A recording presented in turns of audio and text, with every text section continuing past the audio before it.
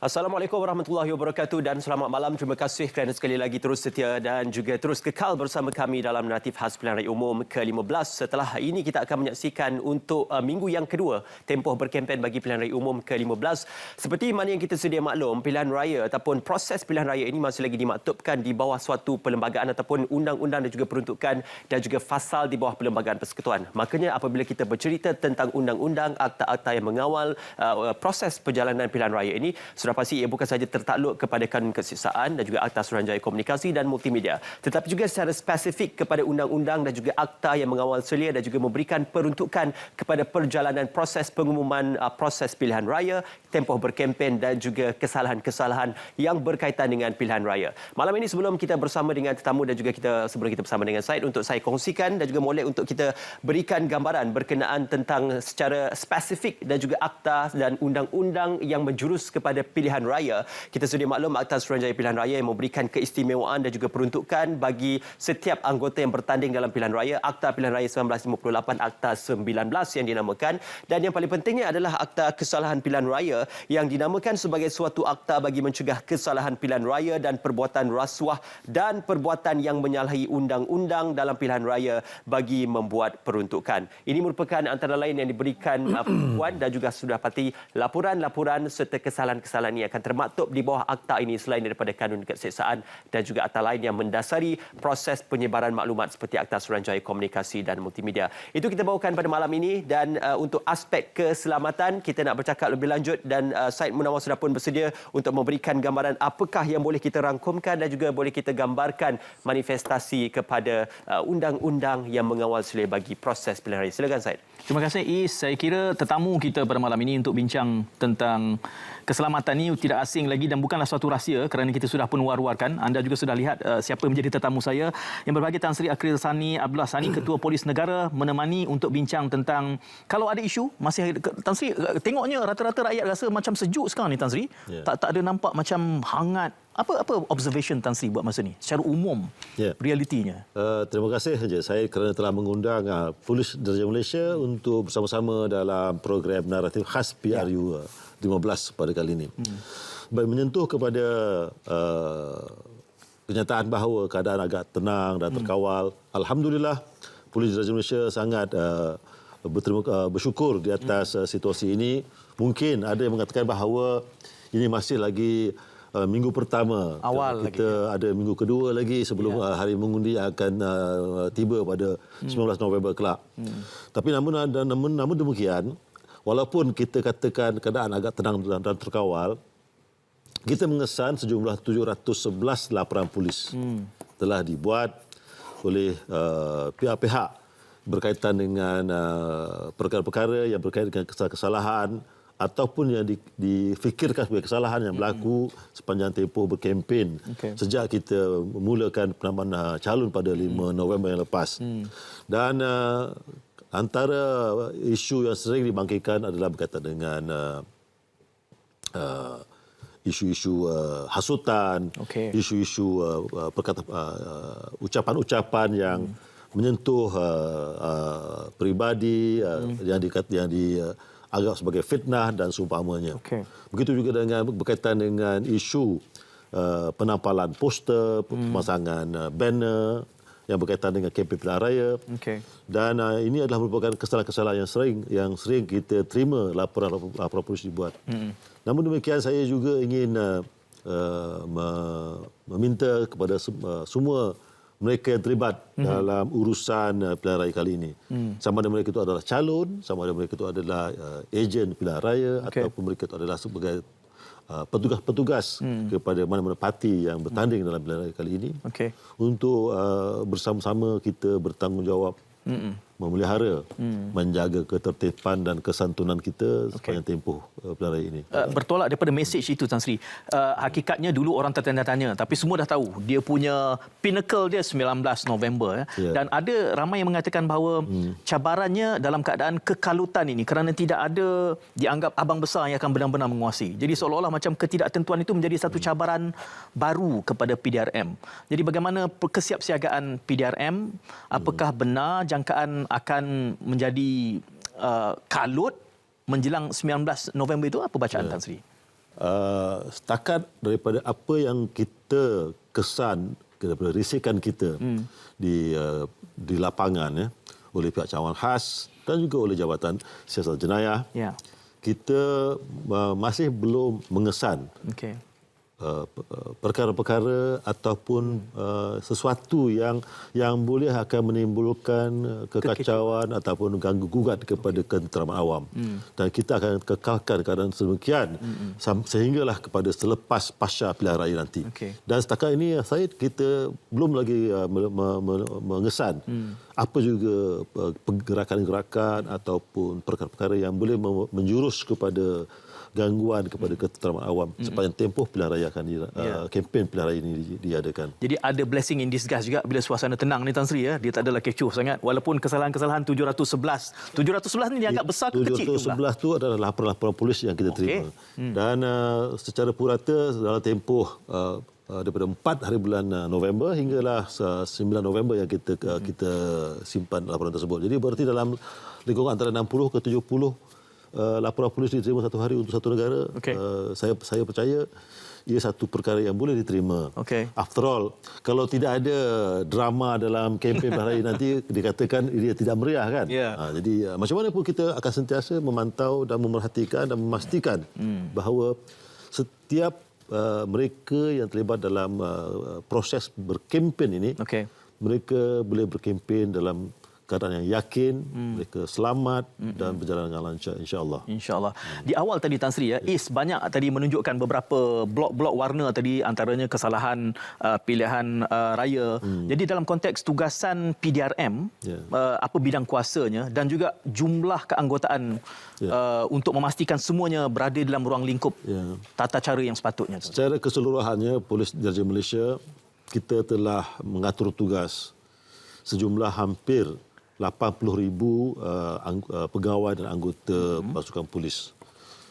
Bermula daripada hari penakmaan calon, tempoh berkempen dan hari mengundi. Jadi kemuncak penugasan yang hampir 80,000 itu nanti akan berlaku semasa hari mengundi kelak. Sebab kita pun sedia maklum bahawa jumlah saluran yang dibuka untuk membolehkan para pengundi mengundi telah meningkat daripada sekarang ini kita dapati berjumlah lebih kurang dalam 38,000 saluran mengundi.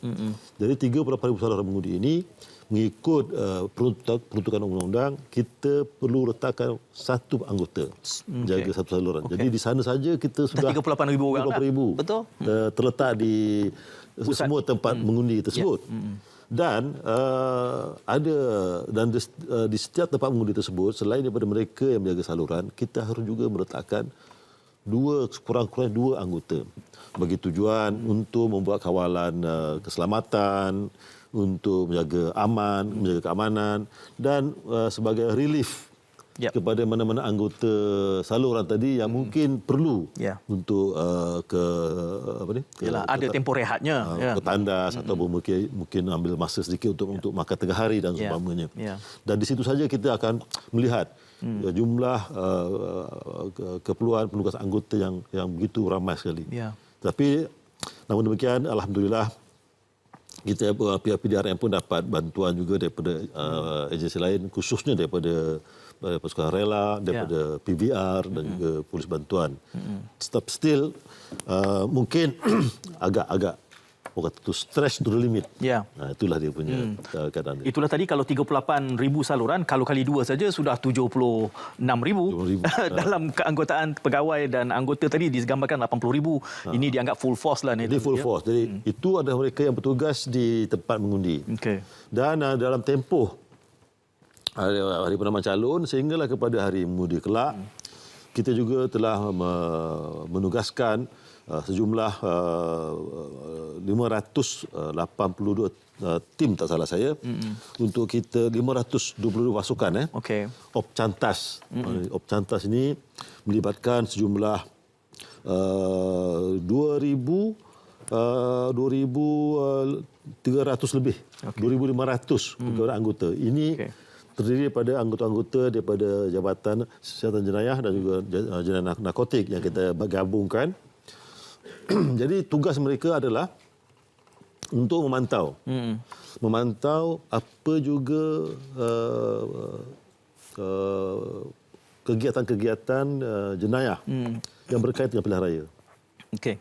Contohnya mengugut. Contohnya baru-baru ini kami dapat laporan bahawa contoh di Kelang bahawa apabila pekerja-pekerja parti politik ingin meletakkan bendera masing, mereka dihalang. Okey. Ini adalah kawasan dia. Nak masuk kena bayar duit. Ini something yang kita tak boleh tolerate dan tak boleh terima. Inilah tugas seperti ini. Begitu juga di Johor Bahru. Semalam kita dapat laporan bahawa petugas kempen pilihan raya sebuah parti politik telah diasah, dilanggar oleh pihak-pihak yang kita masih usaha kena pasti. Jadi perkara-perkara seperti ini yang kita ingin elakkan, yang kita ingin pastikan tidak berlaku, dan kita tidak akan berkompromi dengan mereka yang terlibat dalam kegiatan seperti ini. Ya, walaupun di awalnya tadi Tan Sri kita sebutkan tentang suasana masih tenang, tetapi ada sudah provokasi yang timbul. Isolated macam ni kan, yang satu di Kelang, satu di Johor. Jadi tapi secara keseluruhannya kita dapati masih lagi dalam terkawal ya.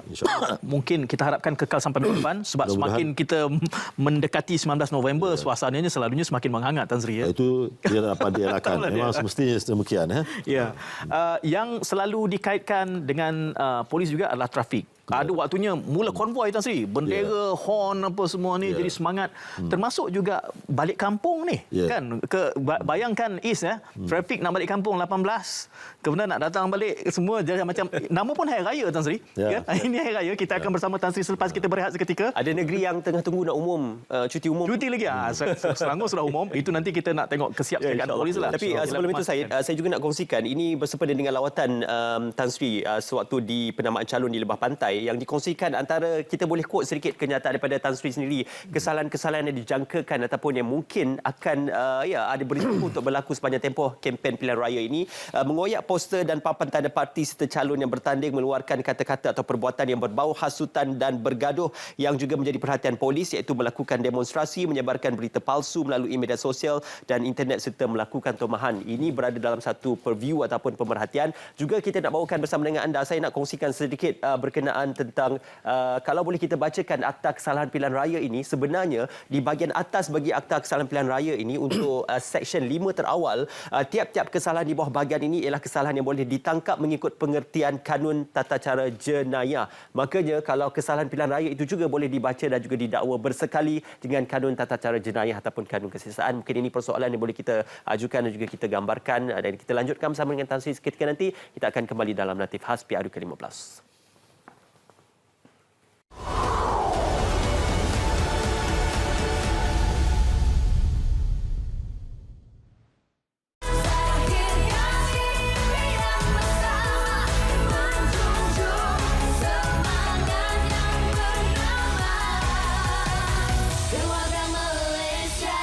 Kerajaan akan menyediakan peruntukan 450 juta ringgit di samping komitmen syarikat telekomunikasi yang turut menyumbang kira-kira 65 juta ringgit.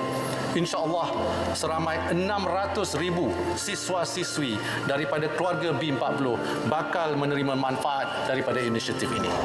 Bagi saya, bantuan yang pelajar dapat komputer riba ni sangat membantulah dalam pelajar meneruskan pelajaran diorang. Dengan dapat komputer riba tu, diorang boleh banyakkan searching semua. Sebab kalau nak harapkan zaman dulu dengan mesin type, sekarang laptop. Setiap perkara perlu laptop. Jadi, pemberian laptop terutama untuk B40 amatlah dihargai. Dan saya juga merupakan salah seorang pelajar B14 yang telah menerima bantuan, dan bantuan-bantuan ini telah memberikan faedah kepada saya untuk saya mengulang kaji pelajaran dan membantu saya dalam exam peperiksaan. Kepada pelajar merupakan satu langkah yang bijak yang diambil oleh kerajaan. Kemajuan teknologi itu dapat digunakan oleh pelajar melalui pemberian laptop, dan pelajar tidak boleh terus bergantung kepada bahan fizikal seperti buku teks dan sebagainya, dan akses lebih mudah untuk dibuat melalui menggunakan komputer riba tersebut. Pemberian komputer riba ini sangat bagus sebab akan membantu pelajar daripada sekolah rendah sampai ke universiti untuk jadi lebih berkemahiran, dan pelajar pun akan rasa tak terbeban untuk membuat segala kerja rumah, untuk membuat assignment, dan boleh buat di mana-mana saja, tak terikat di mana-mana tempat. Saya amat berterima kasih kerana telah memberi saya laptop. So dengan adanya laptop ni dapat bantu saya buat assignment dan segala tugas-tugas lain lah. So saya sangat terima kasih.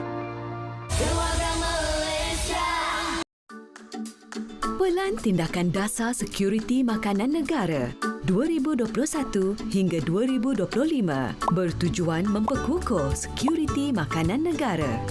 Berikut langkah proaktif menangani isu bekalan harga makanan. Pelaksanaan stok simpanan ayam menerusi Lembaga Pertubuhan Peladang. Mempermudahkan proses pembayaran tuntutan subsidi harga ayam dan telur. Memudah cara prosedur import melalui penangguhan fee permit dan mewujudkan laluan pantas barangan makanan haiwan. Memperkasa pemasaran dan pasaran oleh Persatuan Nelayan. Mempergiat kempen makan ikan segar beku dan air tawar. Memperkukuh rantaian pengeluaran hasil pertanian komuniti. Menjadikan aktiviti pertanian komuniti sebagai usaha ke arah sekuriti makanan negara. Pilihan Raya Umum ke-15 akan diadakan pada 19 November 2022. Tarikh penamaan calon pada 5 November 2022. Tarikh mengundi awal pada 15 November 2022. Jangan lupa bawa kad pengenalan anda. Patuhi peraturan ketika mengundi. Undi anda, penentu masa depan negara.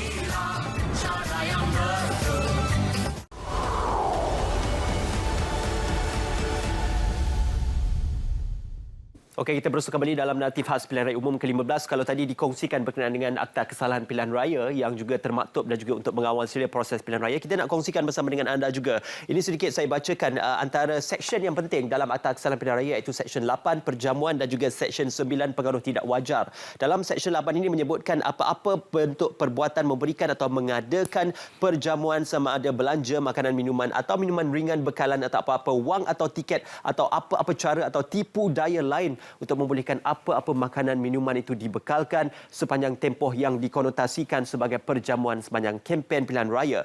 Juga pengaruh tidak wajar dalam perihal undang-undang yang dinamakan sebagai duress ataupun suatu bentuk kekerasan, pengaruh mengenakan atau sendiri melalui mana-mana orang lain, bencana kecacatan, kerosakan ataupun kerugian. Jadi ini merupakan salah satu daripada intipati penting yang boleh kita gambarkan antara kesalahan-kesalahan yang boleh dilaporkan sepanjang tempoh kempen pilihan raya umum ke-15. Mungkin kita boleh ajukan dan juga boleh kita lanjutkan bersama dalam tempoh perbincangan ini. Tetapi buat seketika ini kita mendapat isyarat untuk kita membawakan gambaran di Parlimen Putrajaya, yang mana sebelum ini kalau boleh kita saksikan bersama dengan anda. Cuma mungkin seketika nanti kita akan bersama dengan J untuk kita membawakan perkembangan di Putrajaya, kerana Putrajaya menyaksikan pertembungan bagi muka lama yang akan kembali menyandang bagi kawasan Putrajaya, itu Tengku Datuk Seri Anand Tengku Mansor dan juga Datuk Dr. Razi Jidin yang juga memangku penjawatan sebagai Menteri Pendidikan, untuk kita menyaksikan pertembungan secara bersemuka dua nama besar itu dan juga calon-calon yang lain apa akan bakal merubah keputusan bagi PRU ke-15 di Parlimen Putrajaya. Buat seketika ini kita nak kembali bersama dengan Syed Munawan. Silakan Syed. Bila Is sebut soal kesalahan-kesalahan tu, saya baca bahasa badan Tan Sri tau. Dia nak cepat-cepat menjawab tu. Dia banyak input yang ingin dikongsikan. Tapi saya juga menggantung satu soalan sebelum kita berehat tadi, Tan Sri. Expectation, jangkaan, harapan masyarakat umum soal trafik ini. Satunya berkempen ni ada ramai yang mula konvoi. Kemudian kita akan balik kampung sehinggalah menuju kepada hari pengundian itu, kelancaran trafik dan juga isu-isu yang ditimbulkan oleh Is tadi. Tan Sri. Jadi kita sentuh dulu soal isu perjalanan oleh para pengundi yang mungkin akan balik ke tempat mereka mengundi. Jadi dalam hal ini Jabatan Siasatan dan Penguasaan Trafik Bukit Aman telah pun anticipate akan berlakunya pergerakan yang agak tinggi kenderaan-kenderaan di semua lebuh raya dan jalan raya. Oleh itu kita pun akan telah merangka Ops Lancar. Ini serupa sebagaimana kita berharapan dengan perayaan-perayaan hari raya dan juga kebesaran-kebesaran yang lain. Dan kita akan aturkan penugasan ke semua elemen-elemen trafik, termasuklah juga tugas am, iaitu kereta peronda, URB, untuk membantu melancarkan pergerakan lalu lintas, khususnya di bandar-bandar kecil, khususnya apabila berlakunya keadaan di mana berlakunya bottleneck di bandar-bandar kecil, akibat daripada traffic light, lampu isyarat dan seumpamanya, dan juga jalan yang mengecil. Jadi tumpuan kita pada semasa pergerakan orang ramai ini adalah untuk memudah cara dan melancarkan pergerakan mereka agar tidak berlaku perkara-perkara buruk yang ekor daripada pertambahan kenderaan yang berlaku nanti. Sebab berlaku satu viral di mana orang awam telah bertindak menjadi marshal tanpa kebenaran pihak berkuasa yang menyebabkan berlakunya halangan kepada pengguna lalu lintas yang lain. Ini satu kesalahan, iaitu menghalang perjalanan lalu lintas dan mereka tidak diberi kuasa mengenainya. Dan kami sangat-sangat serius terhadap perkara seperti ini. Jadi itu boleh menjadi provokasi perarakan. Jadi itu akan provokasi perarakan satu, dan yang keduanya mengganggu kelancaran lalu lintas. Itu yang paling mustahaknya. Itulah, dalam keadaan penuh hangat ni, provokasi pun berlaku di sana sini. Tadi kita dapat gambaran bahawa setengah perkara perarakan tidak dibenarkan, itu memerlukan kebenaran khas. Tapi kesalahan-kesalahan kempen pilihan raya disebutkan oleh Is tadi, setengahnya boleh jatuh di bawah jenayah disebabkan kekerasan ugutan yang Tan Sri sebut. Saya rasa ini kita kena jelaskan, Tan Sri. Jadi Akta Kesalahan Pilihan Raya, Akta 5, menggariskan beberapa kesalahan yang berlaku sepanjang yang berkaitan dengan proses pilihan raya itu berlaku. Contohnya dia mengganggu, merosakkan poster, bahan kempen dan sebagainya, mengganggu semasa ceramah dan sebagainya. Semua kesalahan-kesalahan tersebut adalah kesalahan yang dikategorikan sebagai kesalahan boleh ditangkap. Ini bererti jika adalah pernah dibuat atau jika pihak polis melihat kesalahan itu berlaku di depan matanya, maka boleh terus ditangkap. Di masa lain daripada PDRM, Suruhanjaya Pilihan Raya juga menyediakan satu tim yang dipanggil pasukan penguat kuasa kesalahan pilihan raya yang dianggotai oleh pegawai-pegawai SPR dan juga anggota polis. Jadi mereka inilah yang akan meronda, memantau dan melihat serta menerima apa juga aduan, laporan yang diterima dari orang awam yang berkait dengan kesalahan-kesalahan atau perkara yang dianggap sebagai kesalahan berkaitan dengan pilihan raya. Dan mereka akan ambil tindakan. Itu tak ada isu. Manakala ada juga perkara asalnya remeh. Saya ambil contoh. A nak memasang contohnya poster. Dan dia ada kebenaran berbuat demikian, ada permit untuk memasang poster. Berebut tempat dengan B. Semua nak tempat strategik. Tengah-tengah bulatan tu. Jadi daripada perkara yang kecil, yang remeh, bergaduh dan seumpamanya akan berlaku menjadi kejadian kes jenayah. Jenayah. Ini yang kita nak elakkan daripada berlaku. Begitu juga dengan apa yang saya hampir teringat tadi. Tan Sri ada macam seperti di Sabah isu penamaan calon. Penamaan calon ditolak. Itu adalah merupakan isu Suruhanjaya Pilihan Raya. Tetapi susulan daripada ditolaknya penamaan tersebut menyebabkan berlakunya rusuhan. Itu sudah kes jenayah. Di bawah Seksyen 147 Kanun Kesesahan merusuh. Jadi begitu juga di tempat-tempat berkempen. Contoh berkempen, penceramah sedang berucap. Kemungkinan mungkin ada yang dengar tak berapa puas hati. Jika tidak puas hati, bukan tugas dia untuk mengganggu. Itu sudah jadi provokasi. Itu provokasi. Tugas dia adalah pergi ke balai polis yang terdekat. Sebelum itu, peliharalah keterangan-keterangan melalui recording, bukti kena ada. Semuanya cukup. Pergilah ke balai polis yang berdekatan. Buat laporan polis. Kita akan siasat. Bukan dia buat tindakan sendiri. Yang akibatnya, ekor daripada hanya kesalahan berkaitan dengan kesalahan pilihan raya yang tidak begitu tinggi, jadi jenayah. Dia akan menjadikan jenayah. Yang paling kita tidak mahu lihat, menyebabkan kecederaan dan seumpamanya. Betul. Itu tragedi. Ya, ini perlukan kematangan semua. Jadi inilah yang ingin kita sentiasa sarankan dan sentiasa kita seru kepada masyarakat umum. Okey. Sesiapa saja. Jangan benda yang kecil dia merebak menjadi perkara besar. Ya. Yang akhirnya menjadi sesal di kemudian hari. Ya, banyak tindakan yang melampaui daripada batas yang dibenarkan oleh peraturan yang ada. Tan Sri sebut soal permit tadi. Saya nak tanya spesifik tentang permit selepas ini. Tetapi kita akan ada isyarat Putrajaya sudah bersedia katanya. Betul. Kita sudah menyaksikan dan juga menerima isyarat dari J di Putrajaya yang membawakan tadi kita gambarkan di Parlimen Putrajaya menyaksikan pertemuan 6 calon Tengku Adnan Tengku Mansur, Nur Aisyah Maidin dari Pakatan Harapan, Dr. Aziz Jidin Perikatan Nasional, Lim dari Bebas, Datuk Muhammad Rosli Pejuang dan juga Samsudin dari Parti Bebas ataupun mewakili Bebas. Jadi untuk kita membawakan gambaran lebih lanjut berkenaan apakah situasi terkini di Putrajaya, mungkin boleh dibawakan bersama dengan J pada ketika ini. Hello J.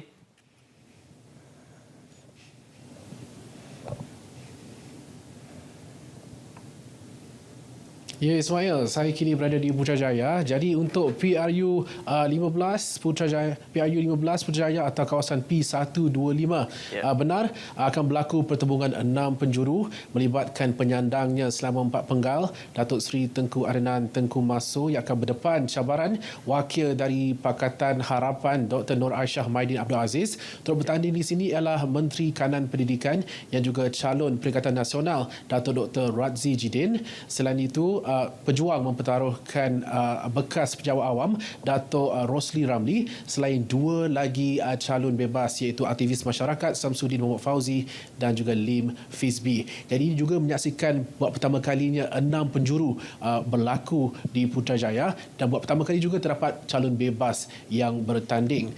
Jadi pada PRU 14 yang lalu Tengku Adnan Tengku Mansur telah mempertahankan kerusi Putrajaya yang dimenanginya sejak tahun 2004 dengan majoriti 3,372 undi dalam pertandingan 3 penjuru berdepan calon daripada PKR dan juga dari Parti Islam Malaysia ataupun PAS. Ismail. Okey, situasi terkini J untuk pergerakan calon jentera parti dan juga kempen bagi tempoh sepanjang 2 minggu berkempen PRU ke-15 ini.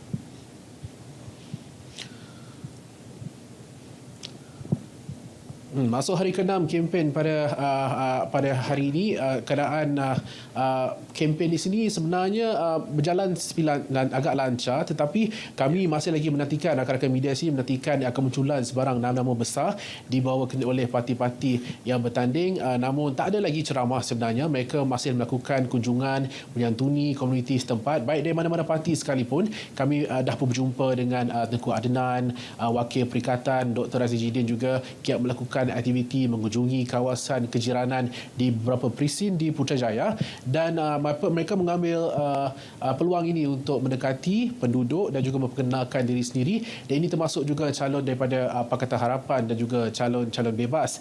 Jadi kami sempat juga berkunjung dan bertemu dengan beberapa orang wakil penduduk dan rata-rata isu yang diketengahkan termasuklah berkenaan pembangunan infrastruktur dan juga penyelenggaraan. Lebih-lebih lagi Putrajaya seperti kita tahu merupakan pusat pentadbiran kerajaan persekutuan, jadi kebanyakannya melibatkan kuartus yang memerlukan penyelenggaraan selain isu tempat letak kenderaan yang agak terhad di Putrajaya. Jadi mereka mengharapkan wakil yang dipilih nanti mampu memberikan penyelesaian ataupun terhadap permasalahan yang dihadapi. Dan lebih menarik juga sebenarnya kempen ini juga buat kali ini menampak agak rancak, bukan setakat secara bersemuka tetapi dari sudut media sosial. Jadi ini antara strategi yang digunakan oleh setiap calon untuk mendekati golongan muda yang agak signifikan, kerana untuk makluman semua Putrajaya kali ini melihat jumlah pemilih yang agak banyak iaitu seramai 42,881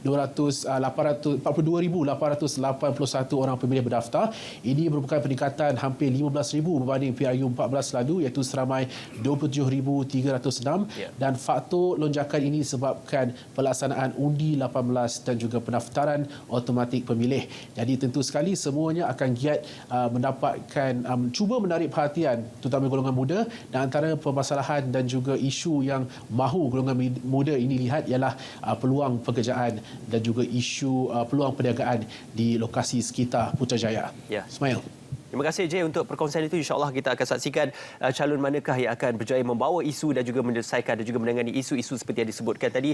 2 calon bertanding atas tiket bebas dan juga 4 bertanding atas gabungan parti dan juga parti masing-masing. Sebelum kita berehat, saya juga ingin menyentuh pada 26 September 2022 yang dihormati Tan Sri juga sewaktu menyampaikan amanat dalam pimpinan bulanan Ketua Polis Negara di Bukit Aman dan menyatakan pegawai polis perlu bijak mengawal emosi dan tutur kata selain mengekalkan profesionalisme pada tahap tertinggi sepanjang tempoh bertugas, terutamanya berdepan situasi provokasi. Dan juga dalam perihal ini juga pegawai polis perlu terus menangani isu berkait mana-mana parti politik PDRM terus dilihat sebagai sebuah institusi kepolisan yang profesional. Jadi bagaimanakah penugasan untuk anggota polis yang akan bertugas bagi tempoh kempen pilihan umum ke-15 dan juga tempoh pengundian nanti, insya-Allah kita akan langsungkan nanti dalam naratif khas pilihan umum ke-15.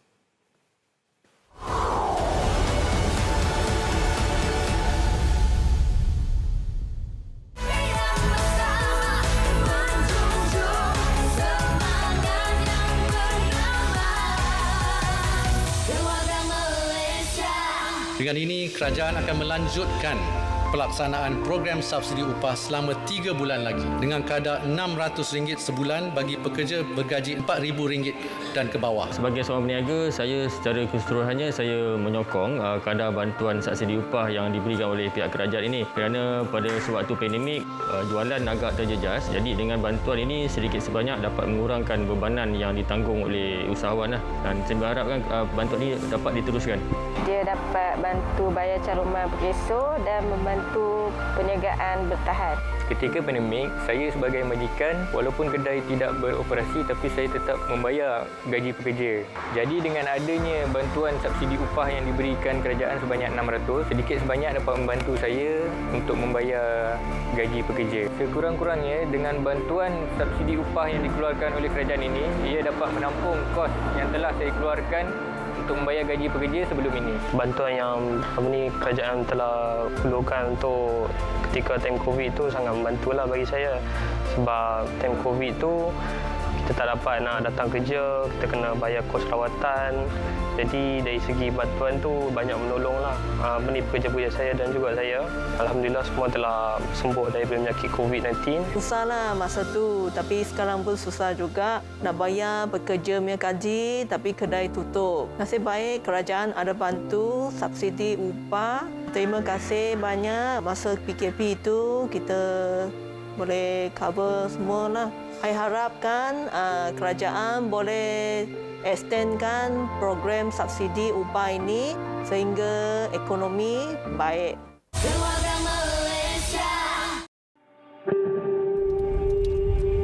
Kakak, jangan buat macam tu. Kenapa? Kan ayah ada bagi tahu dulu, tak baik buang sampah merata-rata. Berdosa tau.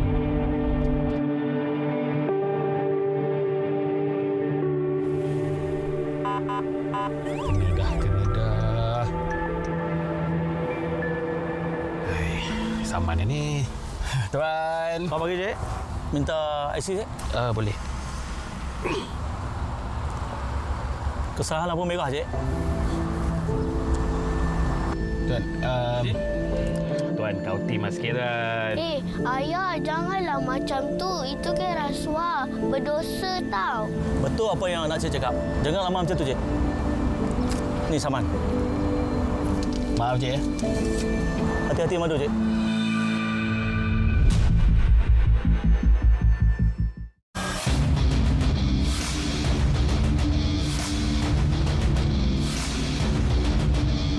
Untuk muat naik sebarang video dan juga berkongsi pengalaman anda sewaktu hari pengundian dengan menggunakan caption dan hashtag MyPRU15. Video anda akan disiarkan semasa siaran langsung Hari Pengundian Pilihan Raya Umum ke-15. Undi anda penentu masa depan negara.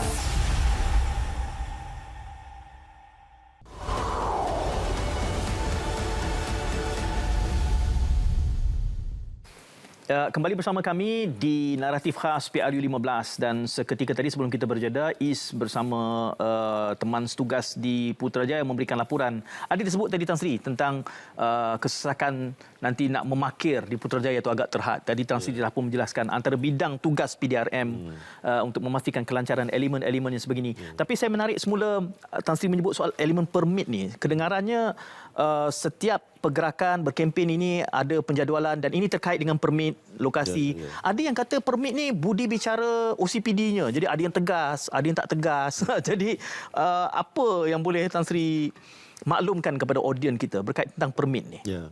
Jadi seperti mana pun yang kita saya maklum, kalau kita baca Akta Kesalahan Pilihan Raya Akta 5 tersebut, jelas menunjukkan bahawa setiap perjumpaan, ini kita cerita pasal calon dan juga ejen pilihan raya. Jika mereka berhasrat untuk mengadakan perjumpaan, mereka berhasrat mengadakan perhimpunan, mereka berhasrat mengadakan pertunjukan ataupun hiburan berkait dengan pilihan raya, dan juga mengadakan ucapan syarat di tempat terbuka. Maka mereka perlu mendapatkan permit daripada Ketua Polis Daerah di mana mereka berada. Jadi isu sekarang ini adalah berkaitan dengan untuk ceramah yang diadakan secara setempat, statik, lokasinya tertentu. Itu tak ada isu pada saya.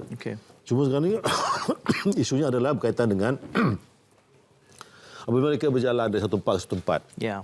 Ada yang mengatakan walkabout, ada yang katakan program meet and greet, ada yang kata program stop and talk, Macam-macam istilah. Macam istilah. Tapi dia punya intipatinya ialah perjumpaan. Perjumpaan dengan orang dengan masyarakat setempat. Kalau ikutkan daripada definisi tersebut, masih perlukan permit. Jadi tentu sekali untuk praktikalnya, kadang-kadang ada yang agak longgar. Jadi di sini saya akan menyatakan bahawa untuk kita akan buat seperti mana kaedah semasa kita mengadakan perintah kawalan pergerakan tempoh hari. Dulu ingat tak masa kita buat perintah kawalan pergerakan masa time pandemik COVID, apabila seseorang tu nak bergerak, dia kena isi borang. Betul. Kepada polis. Tapi timbul pula isu, saya ni essential services. Bahawa saya kena kerja menoreh hari-hari. Takkan setiap hari saya nak keluar pergi menoreh nak kena minta permission. So kita pun berilah dia 2 minggu punya pas orang kata tu. Jadi dalam hal ini untuk ada dua sekarang ni iaitu jika mereka berhasrat untuk membuat perjumpaan dengan anggota masyarakat, dengan pengundi-pengundi mereka lah, penyokong-penyokong seperti di pasar-pasar, seperti di hari Minggu, di tempat terbuka, di restoran-restoran, mereka hanya berjumpa bersapa. Jadi mereka dalam mengisi membuat memohon permit tersebut untuk perjumpaan, untuk sesi perjumpaan dengan masyarakat bagi tempoh sekian hari bulan sehingga sekian hari bulan, 18 contohnya, 18 hari bulan. Di mana? Di kawasan parlimen P125, P105. Jadi mereka itu satu permit khas. Manakala untuk ceramah-ceramah yang terbuka, yang berjadual, yang ada tempatnya tu, ada premis, itu kena permit berasingan. Dua permit yang berbeza. Iaitu yang ingin saya tegaskan di sini untuk dilaksanakan di seluruh negara bagi memudah cara semua mereka yang terlibat dengan urusan pilihan raya ini. Kerana sebagai anggota, sebagai agensi penguatkuasa, PDRM tidak mahu dilihat sebagai penghalang kepada kelancaran proses kempen pilihan raya umum ini. Saya kira Tan Sri keperluan ini juga untuk mengelakkan nanti ada dua jentera yang bertembung di tempat yang sama. Nanti dia akan jadi commotion pula kat situ. Itu antara intipati kenapa apabila kita hendakkan semasa mereka membuat program ceramah, kita akan lihat di tempat yang sama atau bagaimana. Kerana kadang-kadang tentu sekali semasa berceramah, kadang-kadang apabila telah berlaku dalam keadaan yang emosional, dalam keadaan kegairah dia itu mungkin kadang-kadang terlepas. Ini yang boleh menimbulkan orang kata tu pergeseran di tempat itu. Saya jangkakan pergeseran ini yang sangat perlu dikawal, nasihat daripada Tan Sri dari awal. Ini berkait juga Tan Sri dengan tempoh kerana kehangatannya akan semakin mendidih menjelang 19 November. Jadi sebelum ini kita mendengar berkempen boleh sampai tengah malam, tetapi apakah ada lanjutannya sehingga keesokan hari? Kerana gambarannya tak boleh berkempen di dalam kawasan pembuangan undi, tapi apakah jentera masih boleh melaksanakan kempen pada hari mengundi? Hari mengundi tidak boleh berkempen lagi sebab tempoh berkempen akan tamat pada 18 hari bulan November, 12 tengah malam. Selepas itu hari 19 tidak ada lagi kempen. Jadi di tempat mengundi juga telah pun ditetapkan bahawa 50 meter kiri kanan tempat pintu masuk tidak dibenarkan apa-apa aktiviti. Dan saya rasa ini adalah sangat jelas dan saya minta ke semua mereka yang terlibat mematuhi peraturan ini demi kepentingan bersama. Mungkin apakah dibenarkan misalnya memakai logo pada ketika itu? Saya dengan baik itu sudah dianggap berkempen atau bagaimana? Tidak dibenarkan. Itu benar.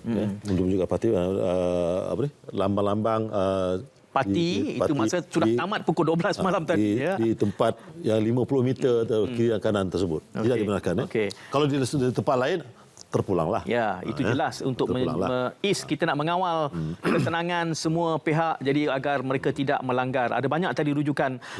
Tan Sri, penerangan kepada parti-parti ini semua untuk mereka tahu. Saya kira semua penjelasan telah pun kita berikan sedari awal. Jadi tanggungjawab calon dan wakil calon lah untuk memerhatikan apabila mereka tidak punya permit. Apakah ada laporannya pihak yang membuat tanpa membawa permit kalaupun tidak dilakukan? Jadi kadang-kadang biasanya lah di pihak lawan dia akan memaklumkan kepada pihak PPKPR pasukan kuasa Kesalahan Pilihan Raya ataupun kepada polis mengatakan syarahan di sana tidak ada permit. Maka kita akan pergi hantar kita punya pegawai kita untuk membuat siasatan. Sekiranya tidak ada permit, maka kita akan hentikan.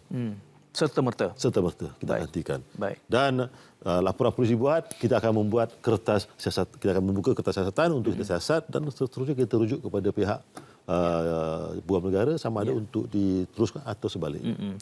Semua garis panduannya semua sudah ada dan semua penjelasan telah diberikan. Saya kira kini beralih tanggungjawab itu kepada mereka yang bertanding, calon, wakil calon, jentera parti untuk memastikan keadaan ini terkawal. Kalau ada yang melanggar di masa orientasi, bila ada satu pihak yang tidak mematuhi, maka di situlah akan timbulnya kekacauan dan kekecohan.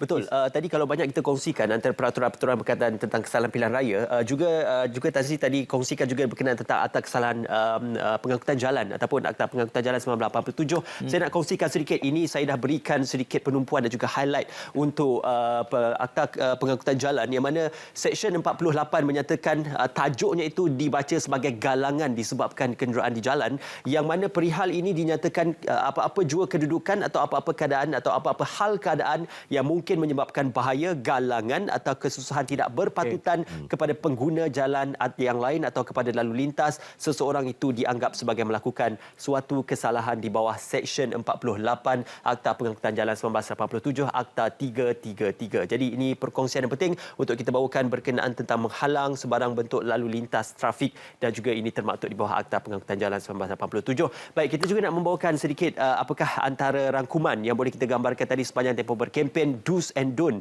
perkara yang dibenarkan dan juga yang tidak dibenarkan. Mari kita lihat terlebih dahulu sepanjang tempoh berkempen antara perkara-perkara yang boleh dilaksanakan dan juga yang tidak boleh dilaksanakan oleh jentera kempen dan juga parti-parti yang bertanding. Okey, ini untuk tempoh berkempen, do's ataupun yang boleh dilakukan ialah calon atau ejen pilihan raya ingin mengadakan, memanggil atau mengaturkan perjumpaan. Calon atau ejen pilihan raya boleh mempamerkan, memberikan atau mengedarkan bahan kempen dan juga untuk mengadakan perhimpunan, perjumpaan atau perarakan tanpa permit dan tidak mengikut syarat permit yang telah pun ditetapkan. Tempoh berkempen juga yang tidak boleh dilakukan, kita boleh juga kongsikan semasa tempoh berkempen tiada seorang pun boleh mempamerkan atau melekatkan bahan kempen dalam jarak 50 meter dari sempadan mana-mana pusat mengundi. Seterusnya, kita kongsikan juga bersama dengan anda sewaktu tempoh berkempen juga ialah calon dan juga ejen pilihan raya ingin mengadakan perhimpunan, perjumpaan atau perarakan melebihi had masa berkempen atau mempamerkan, memberi atau mengedar bahan kempen tanpa permit boleh ditangkap dan juga dihukum melalui kesalahan-kesalahan telah pun ditetapkan. Untuk yang tidak boleh juga ialah semasa tempoh berkempen tiada seorang pun boleh mempamerkan yang disebutkan tadi bahan kempen dalam jarak 50 meter daripada pusat mengundi, dan mana-mana yang melakukan kesalahan ini boleh ditangkap dan juga dihukum, penjara, denda dan juga ataupun kesalahan-kesalahan lain yang dirasakan sesuai untuk disabitkan. Ini juga perkongsian berkenaan sepanjang tempoh berkempen yang tidak boleh dilaksanakan dan juga dilarang sewaktu perihal tempoh berkempen itu berlangsung dalam pilihan raya umum ke-15. Kita nak berehat seketika dan sekembalinya nanti kita akan terjemahkan dan juga kita akan lanjutkan perbualan kita berkenaan tentang sepanjang tempoh berkempen dan juga proses-proses peraturan-peraturan yang mengawal selia tempoh berkempen pilihan raya umum ke-15.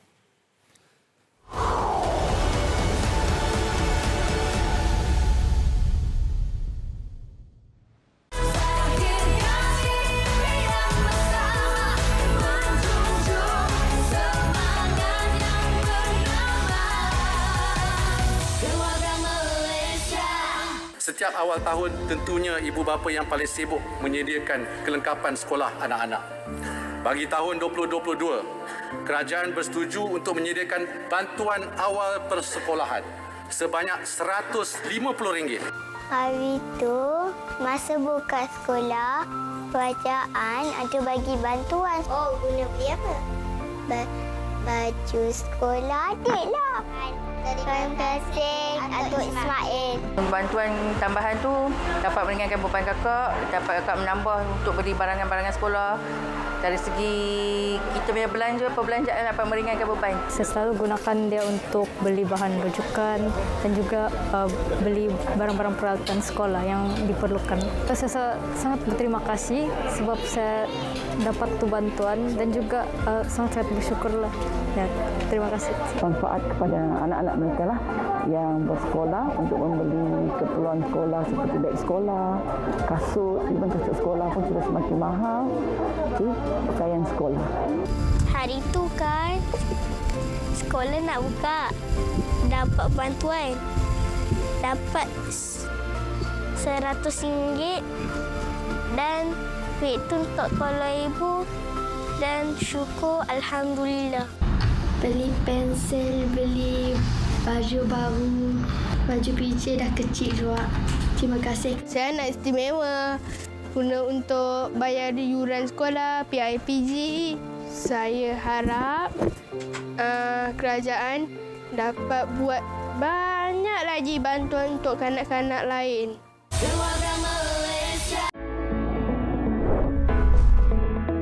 Malaysia sebuah negara yang kaya dengan kepelbagaian biodiversity dan tersenarai sebagai 17 negara megadiversity di dunia. Jabatan Perikanan Malaysia berusaha untuk mengenal pasti dan menambah bilangan kawasan sentuari perikanan darat bagi spesies hidupan air tawar yang terancam. Spesies akuatik asli terancam kesan daripada pembukaan tanah, penyesuaian sungai dan pelepasan umum spesies asing.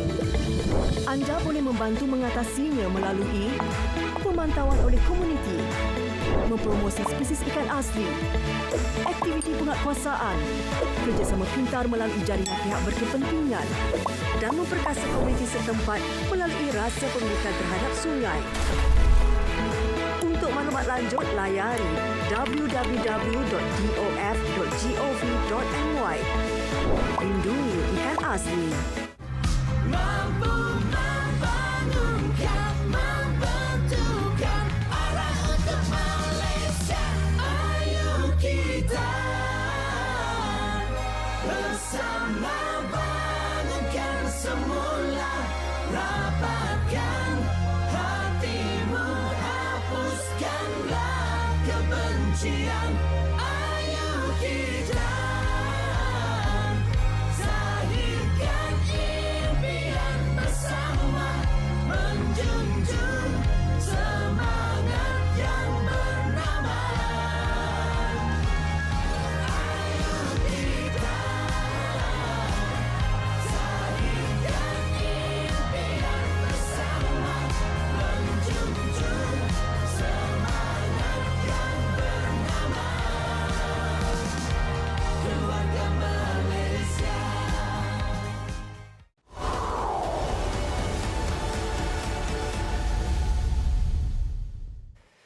Okey, kita bersua kembali dalam Natif Khas Pilihan Raya Umum ke-15.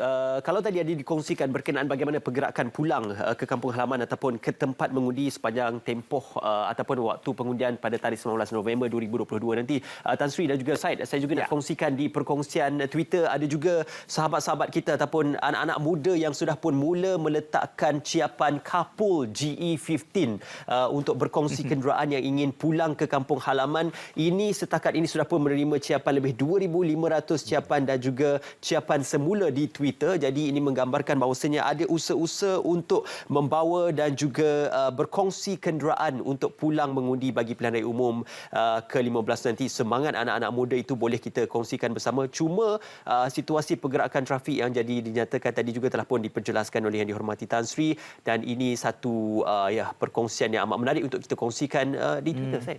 Ya, inisiatif daripada rakyat sangat dialu-alukan. Kalau ada yang nak buat kapul ini, saya kira ciri-ciri masyarakat madani lah, civil society yang ingin menggalakkan lagi. Saya yakin pihak PDRM pun sangat mengalu-alukan mengurangkan beban trafik di jalanan, bahkan menjimatkan. Jangan lupa ramai juga pengundi muda undi 18 dan pertama kali ni Tan Sri, dia kata kos nak balik ni tak ada siapa tanggung. Jadi ini antara solusi dia sebenarnya bagus yang kita galakkan kalau ada sesiapa yang menggerakkan carpooling, pendekatan yang sebegini. Tan Sri, saya nak bangkit beberapa isu yang selalunya menghangat, persepsi, prasangka benar atau tidaknya, nak dengar dari kacamata IGP sendiri. Pengundi hantu ni. Masing-masing ceritanya satu bas, dua bas. Apa realitinya sebenarnya? Benarkah ada kes-kes umpama itu, Tan Sri? Sebenarnya tidak ada. Tak pernah ada? Tidak pernah ada, dan hanya digembar-gemburkan oleh pihak-pihak tertentu bagi tujuan untuk menimbulkan persepsi yang negatif terhadap mungkin sistem kita ini. Ya. Dan jika betul lah ada mereka menerima maklumat ada satu bas lah katakan membawa pengundi hantu, bukan tugas mereka untuk menahan bas tersebut dan memeriksa kad penahanan tu. Ya. Mereka tak ada kuasa. NGO tak ada kuasa. Kalau mereka menahan, itu satu kesalahan. Okey. Mereka tak ada kuasa. Bukan kuasa mereka pun. Jadi yang hanya berkuasa menahan kenderaan, memeriksa kenderaan hanya pihak polis dan juga JPJ. Very clear dalam kita punya undang-undang. Dan kalau betul mereka kata ada maklumat, mereka boleh laporkan kepada pihak polis dan kita akan ambil tindakan. Kalau pihak polis tidak ambil tindakan, mereka boleh lapor kepada pihak EAIC, siap mengatakan pihak polis tidak menjalankan tugas mereka. Kita punya kaedah peraturan proses supaya keadaan dilaksanakan dalam keadaan yang tertib dan teratur. Itu namanya ada undang-undang tersebut. Bukan kita main bantai pakai undang sendiri saja kan. Betul. Begitu juga dengan yang ingin saya sebut, korang daripada pertanyaan saya. Pengundi hantu ni. Pengundi hantu. Berkaitan dengan keselamatan peti-peti undi. Ini baru menjadi masalah. Peti bertambah katanya. Katanya peti bertambah. Nanti dikaitkan dengan blackout. Kata bila blackout tiba-tiba bertambah peti undi. Itu berlaku di kawasan penjualan undi. Tapi yang ingin saya sentuh di sini adalah berkaitan dengan pergerakan keselamatan peti undi sebelum hari mengundi. Ada yang kata nak tidur di dalam lokap lah, nak jaga peti keselamatan peti undi. Ada yang beria-ia. Kalau saya nak duduk, nak tengok peti undi itu depan mata saya 24 jam. Saya kata, saya harap semua pihak balik semula kepada sikap rasional, bukan emosional. Ya. Peti undi, sebelum hari mengundi akan dibawa ke balai polis untuk simpan selamat. Biasanya kita letakkan dalam lock-up lah. Dan dia dikunci, di mana kunci dia akan dipegang oleh ketua balai polis dan juga ketua tempat mengundi. Mereka ada kunci yang akan membuka. Jadi tidak perlulah mana-mana pihak, mana-mana NGO nak beria-ia sangat, nak tidur dalam lock-up, nak memastikan keselamatan. Keselamatan itu adalah di bawah pihak polis telah pun diberikan tanggungjawab menjaga keselamatan dan kami akan laksanakan tanggungjawab tersebut. Itu ya. Yang kedua, pergerakan peti-peti undi daripada tempat mengundi ke tempat penjumlah undi. Ada dulu sampai menahan kenderaan polis, memeriksa. Saya harap kejadian yang tidak bertamadun ini tidak berlaku lagi dalam PRU ke-15 ini. Saya ulangi balik ya. Saya harap peristiwa-peristiwa yang tidak bertamadun ini tidak berlaku lagi lah dalam PRU ke-15 ini. Ya. Jadi menghalang pergerakan polis juga pernah berlaku, membawa mereka merasa kenderaan polis kononnya sedangkan dalam kita punya prosedur kita adalah peti-peti ini hanya dipegang oleh ketua tempat mengundi. Kita tak sentuh pun. Pihak polis hanya bertanggungjawab di atas keselamatan pergerakan peti-peti unit tersebut. Ya. Bercakap soal ini, Is siap dengan gambar-gambar yang nak dikongsikan Is. Mana rupanya kepada ramai yang tertanya-tanya. Ya, ada ramai yang tak pernah tengok pun. Jadi, betul.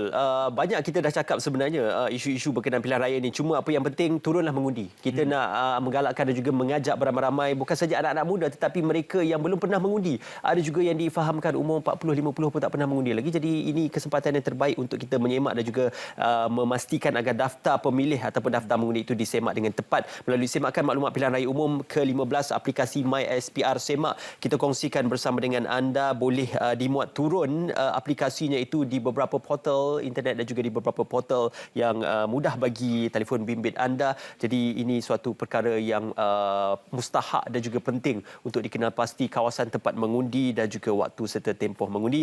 Itu saja boleh kita bawakan bersama dengan anda, Syed. InsyaAllah dalam proses pilihan raya dan juga tempoh kempen ini kita harapkan agar semuanya, bukan saja calon parti dan juga jentera parti dan juga kempen akan mematuhi undang-undang pilihan raya, tetapi juga mereka yang akan mendaftar untuk pemilih juga akan mematuhi undang-undang yang telah pun ditetapkan, insya-Allah. Nasihat Tan Sri kepada penonton kita, ringkas menjelang pengundian. Ya. Saya menyuruh kepada semua anggota ahli masyarakat untuk semasa hari mengundi kelak, keluarlah mengundi dengan penuh keyakinan dan dalam keadaan tentram dan selamat, dan kita akan pastikan insya-Allah dengan of course tentu sekali dengan kerjasama semua pihak. Itu kepada anggota masyarakat. Keluarlah mengundi tanpa rasa bimbang dan ragu-ragu.